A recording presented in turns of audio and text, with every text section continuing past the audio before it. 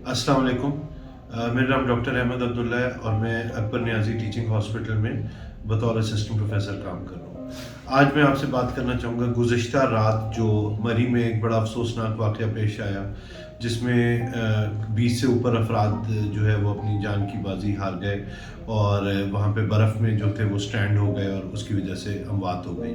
तो इस सिलसिले में 3 बहुत अहम चीज़ें हैं जो बतौर डॉक्टर मैं आपसे आज शेयर करना चाहूँगा। पहली तो ये कि ये जितने लोग, जब भी आप किसी ऐसी सिचुएशन में फंस जाएं कि आप गाड़ी के अंदर बंद हो, वो सर्दी है या गर्मी हो, और तो उसमें अगर आपकी वेंटिलेशन नहीं है और गाड़ी के अंदर लोग बंद हैं और वो सो रहे हैं, तो यहाँ पे एक बड़ा मसला होता है कार्बन मोनोऑक्साइड पॉइजनिंग का।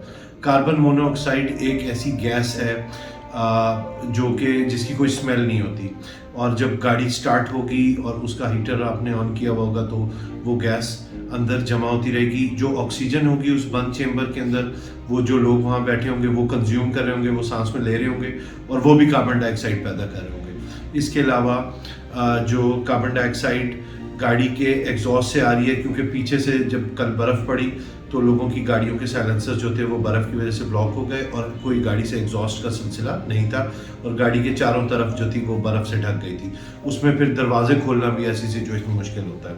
इस कैफियत में ये होता है कि कार्बन डाइऑक्साइड और ऑक्सीजन का तनासुब खून में तब्दील हो जाता है और उसकी स्मेल तो आ नहीं रही होती, तो लोग खामोशी से नींद में जाते हैं और नींद से ही फिर वो मौत में चले जाते हैं। दूसरी चीज़ जो बड़ी अहम है वो ये है फ्रॉस्ट बाइट।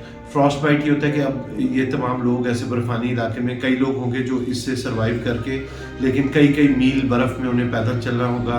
ऐसी सूरत हाल में जब बहुत देर आपकी ठंड में, क्योंकि जूते तो अप्रोप्रिएट नहीं होते, वो बर्फ़ ज़्यादा पैर जब हो जाते हैं तो उससे पैर की उंगलियां या इवन हाथों की उंगलियों के गल के गिरने का डर होता है। फ्रॉस्ट बाइट में उंगलियां ज़ाया हो जाती हैं। तो ऐसी सूरत हाल में आप अपने मोज़े और जूते जो हैं वो जब आपको मौका मिले तो जल्द अज जल्द उन्हें खुश्क करें।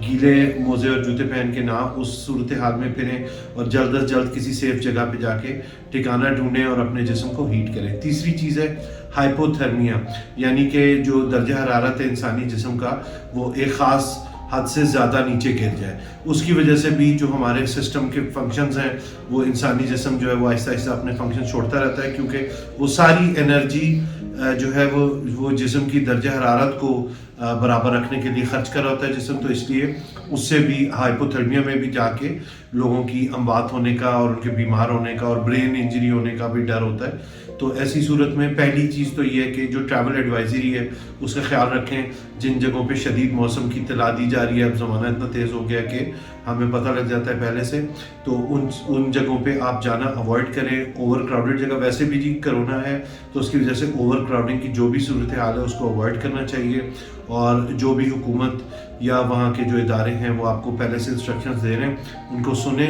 और उन पर गौर करें। एंटरटेनमेंट इतनी इंपॉर्टेंट नहीं होती कि उसके लिए आप अपनी और अपनी फैमिली की जान खतरे में डालें। इस बदलती हुई सूरत हाल में doctor Akbar Niazi teaching hospital की जो इमरजेंसी है वो 24/7 काम कर रही है, और ना सिर्फ ये बल्कि हमने खुसूसी इंतज़ामात किए हैं ताकि इस इतना बड़ा जो पेशेंट्स का इनफ्लो आने का डर है उसके लिए हम तैयार हों। ये सबसे करीबी टीचिंग हॉस्पिटल है जिन एरियाज़ में हादसा हो रहा है, तो आपको अगर ज़रूरत पेश आए तो आप doctor Akbar Niazi teaching hospital की इमरजेंसी में तशरीफ़ ला सकते हैं।